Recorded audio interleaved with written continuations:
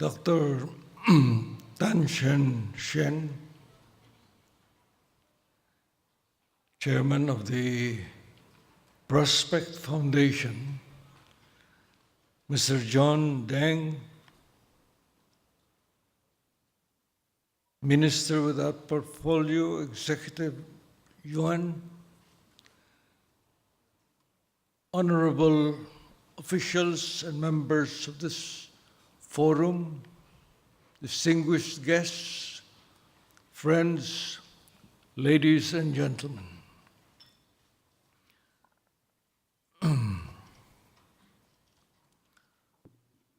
The people in Batanes, Philippines, in the islets of Batanes, in northern Luzon,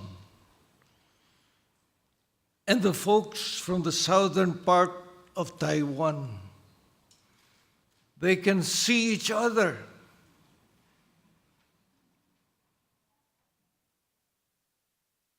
On a clear day, they can hear each other's radios and televisions and see that, not see, but hear their televisions.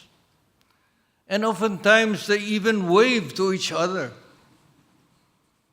because they are neighbors, they like each other, and help one another.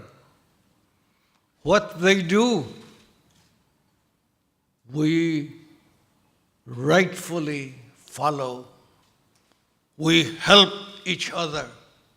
The Philippines to help Taiwan, and Taiwan to help the Philippines for a better life, better technology, better economic life.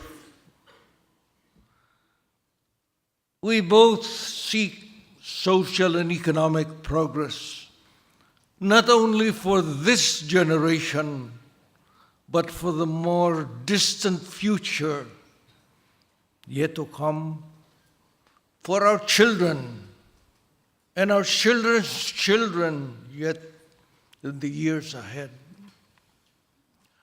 I humbly suggest that in the first week of every new year, we set up a simple but meaningful food and song festivity here or alternately in the Philippines to humbly symbolize the spirit of friendship and faith for our future, that we sincerely extend our efforts for the genuine progress of our peoples. My friends, in agriculture, the Philippines is blessed with many vital products, such as the coconut. Its source of the coconut is of the most versatile of plants, and its entire fruit very useful. The husk, for example, is one of the cheapest and most effective source of natural fibers. For the manufacture of the geotextile, which are used to protect soil from bad weather and biological movements of the earth, the shell of the coconut is the best source for manufacture of activated carbon, and the meat is the source of coconut oil and desiccated coconut. The water is the best source for natural electrolyte and energy drinks.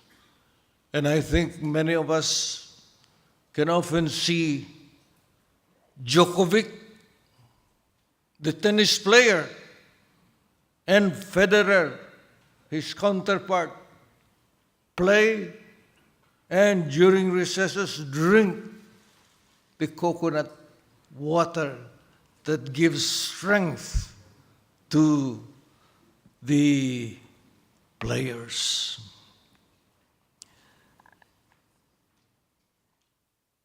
The husk powders of the coconut serves as a good soil conditioner that allows greenhouse soil to breathe better. And we humbly offer this product to Taiwan, not only here, but also if they go to the Philippines. For Taiwan is the gateway to Asia.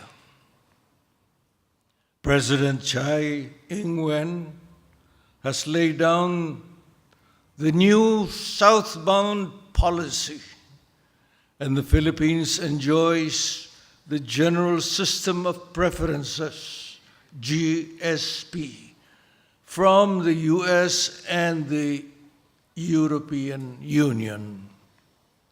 And therefore, she has the opportunity to be a manufacturing center or hub for Taiwanese firms so that they can avail of duty exemption on about 5,000 products to America and about 6,200 products, Philippine-made products, to the European Union, and enjoy duty and traffic exemption for 10 years from approval.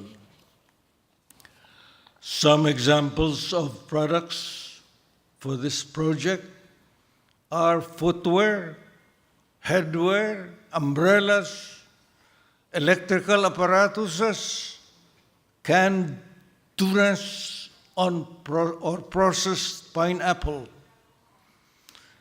But the most attractive, as a young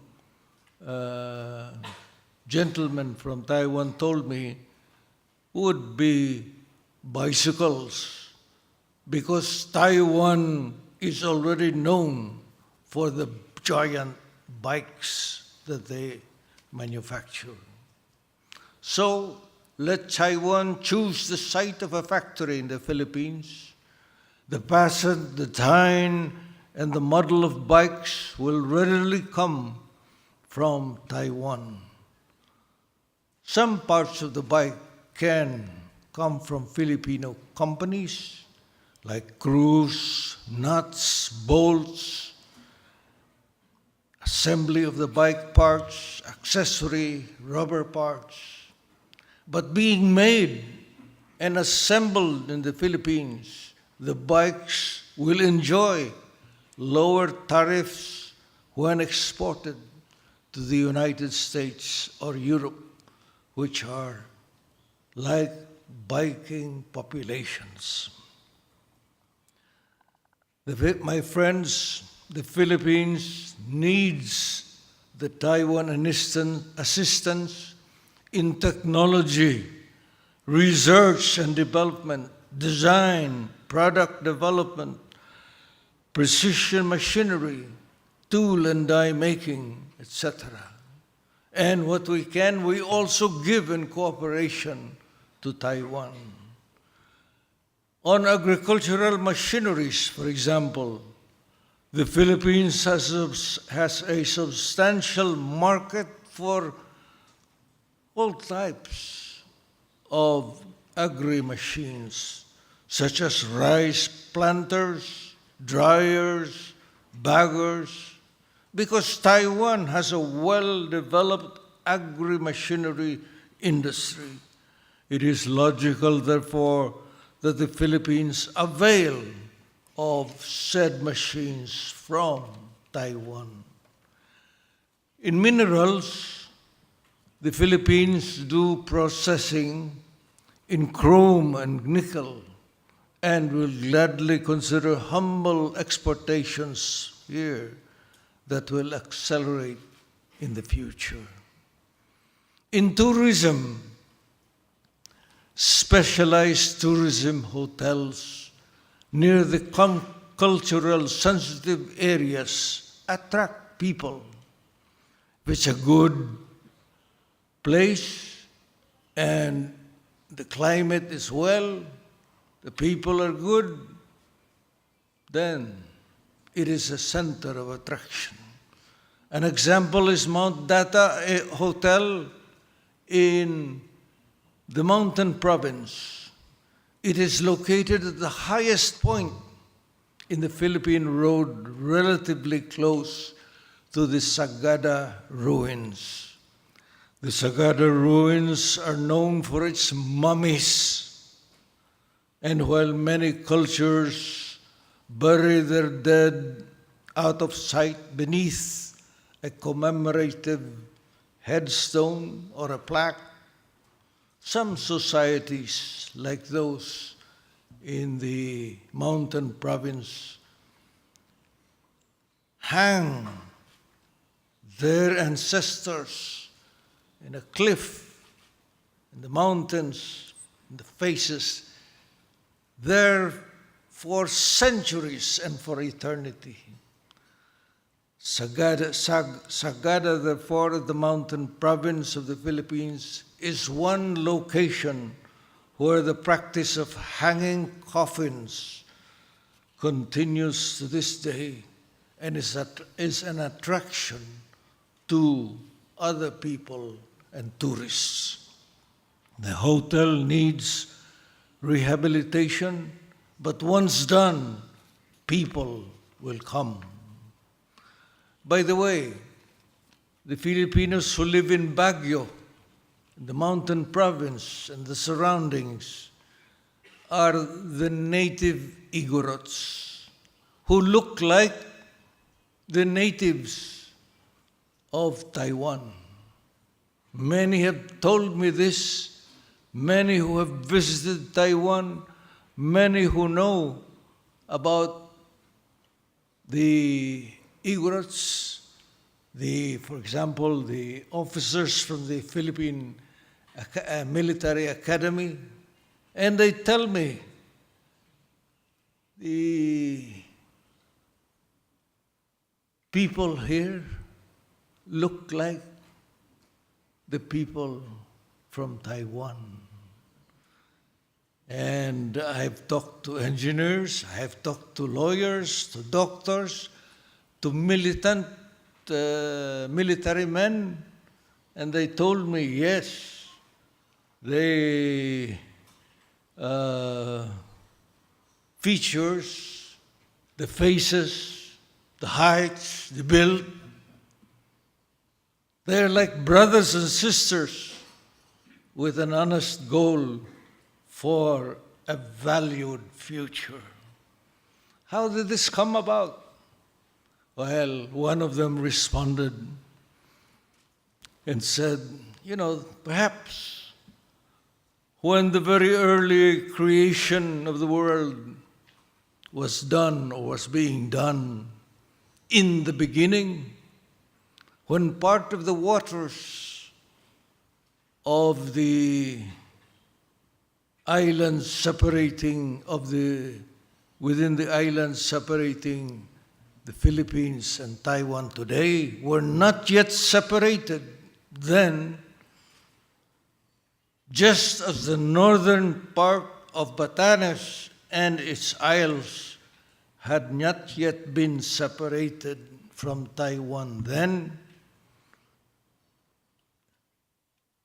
many Taiwans were allowed and did travel, according to this man who had his own source for saying that there were many brothers and sisters in the Baguio and mountain provinces.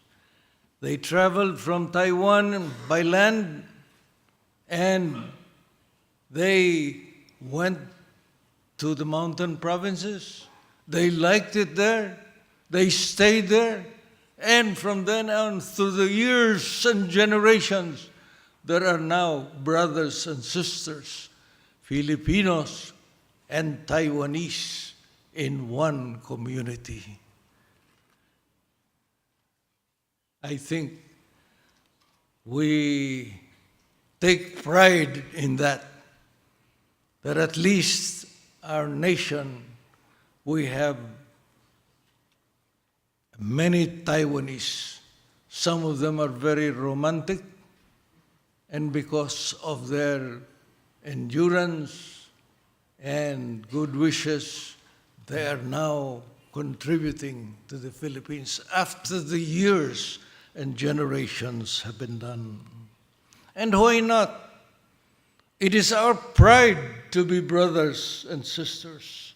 We build the economic and social life for a better world, for continued happiness, for more loving values in the future.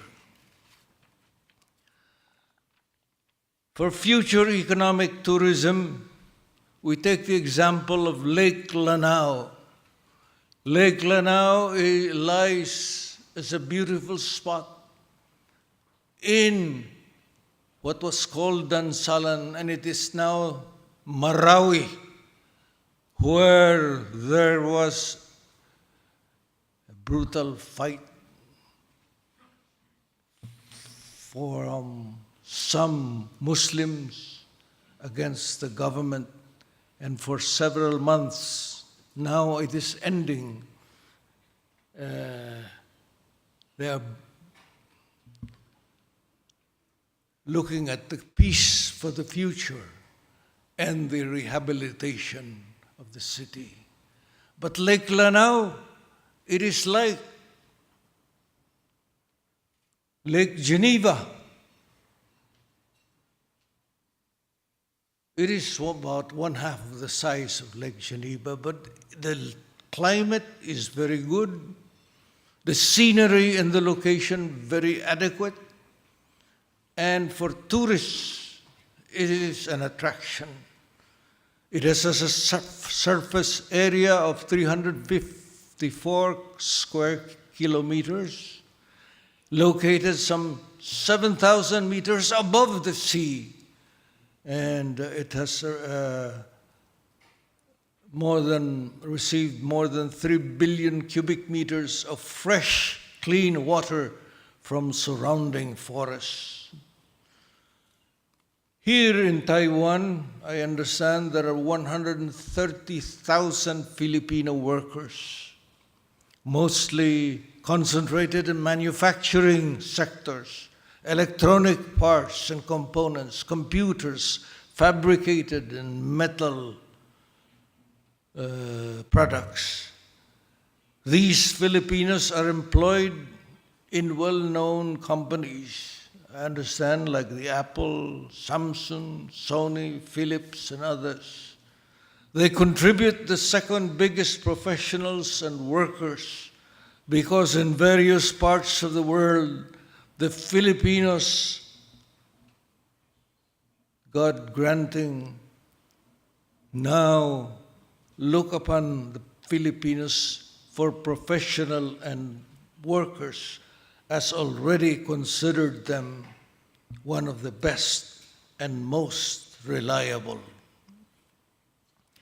My friends, the Philippines has yet to face many challenges in the economic sphere, but the wheels of change, especially with a partner like Taiwan, which makes the pace of progress coming swifter and better.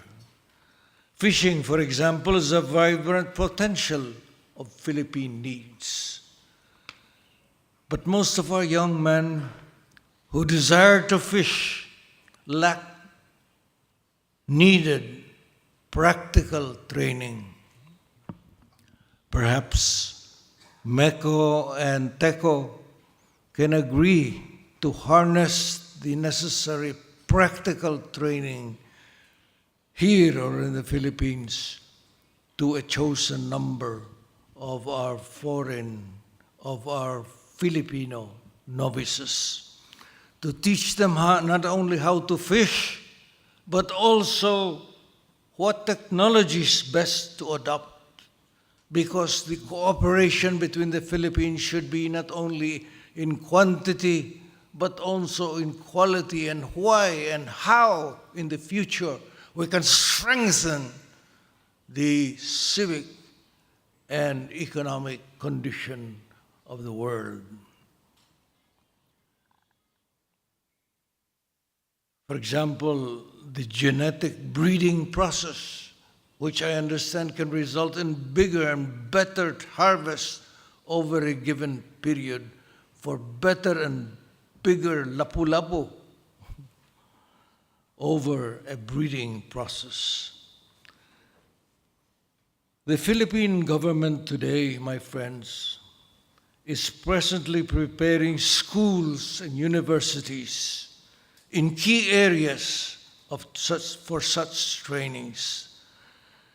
And I conceive of the I conceive of the trainees who need expert trainees from Taiwan. Nothing like how, for example, an aspiring Filipino fisherman can watch a Taiwanese expert explain the mechanics. The Filipino listens, he watches, he learns, he sees, and that after that he does the fishing himself, and after a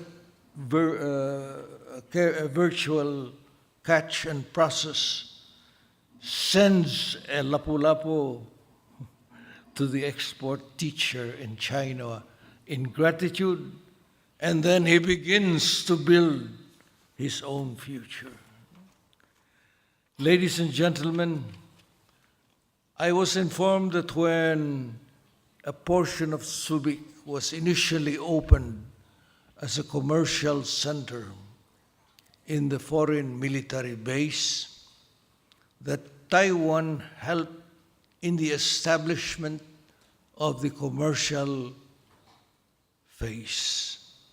If so, a belated thanks is proper, because Subic was a success. Today, after several years, serious talks are afloat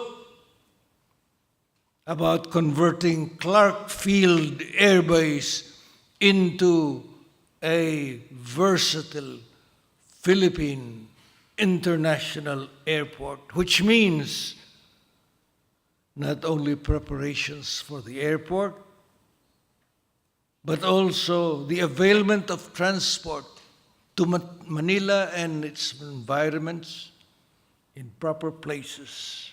This means that the international airport will attract novel businesses by the millions, and especially because behind the airport are more than 30,000 hectares of green land, which will be built, which will rise, which will be the site where we hope will rise new buildings and new factories for a new city and a new life for solid business.